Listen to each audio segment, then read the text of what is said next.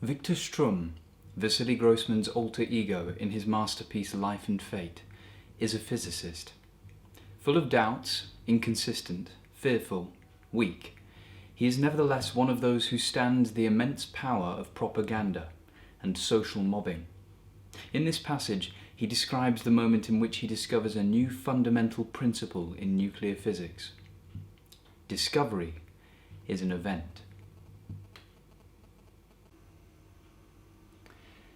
The new theory was not derived from experience. Victor could see this quite clearly. It had arisen in absolute freedom. It had sprung from his own head. The logic of this theory, its chain of reasoning, was quite unconnected to the experiments conducted by Markov in the laboratory. The theory had sprung from the free play of thought. It was this free play of thought, which seemed quite detached from the world of experience, that had made it possible to explain the wealth of experimental data, both old and new. The experiments had been merely a jolt that had forced him to start thinking. They had not determined the content of his thoughts.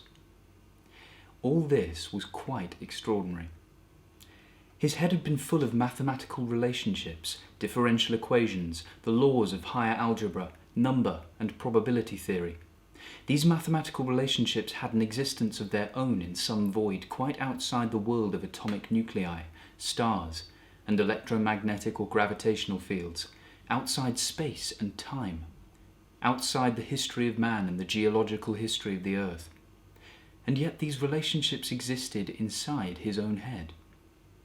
And at the same time, his head had been full of other laws and relationships, quantum interactions, fields of force, the constants that determined the processes undergone by nuclei, the movement of light, and the expansion and contraction of space and time.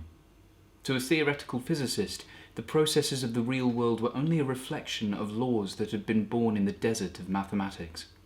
It was not mathematics that reflected the world.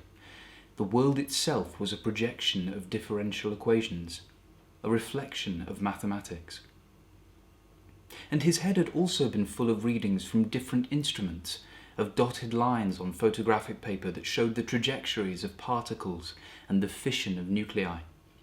And there had even been room in his head for the rustling of leaves, the light of the moon, millet porridge with milk, the sound of flames in the stove, snatches of tunes, the barking of dogs, the Roman Senate, Soviet Information Bureau bulletins, a hatred of slavery, and a love of melon seeds. All this was what had given birth to his theory. It had arisen from the depths where there are no mathematics, no physics, no laboratory data, no experience of life, no consciousness, only the inflammable peat of the subconscious. And the logic of mathematics, itself quite unconnected with the world, had become reflected and embodied in a theory of physics. And this theory had fitted with divine accuracy over a complex pattern of dotted lines on photographic paper. And Victor, inside whose head all this had taken place, now sobbed and wiped tears of happiness from his eyes as he looked at the differential equations and photographic paper that confirmed the truth he had given birth to. So why didn't he say anything now? Was it that his compulsion to share his life with her had been founded on a belief that his life mattered more to her than her own? That his life was her life? And that now he was no longer sure of this? Did she no longer love him? Or did he no longer love her? In the end, without really wanting to, he did tell his wife. It's a strange feeling, you know. Whatever may happen to me now, I know deep down in my heart that I haven't lived in vain. Now, for the first time, I'm not afraid of dying. Now that this exists. He showed her a page covered in scrawls that was lying on his table. I'm not exaggerating. It's a new vision of the nature of the forces within the atom, a new principle. It will be the key to many doors that until now have been locked. And do you know, when I was little... No, it's as though a lily had suddenly blossomed out of still, dark waters.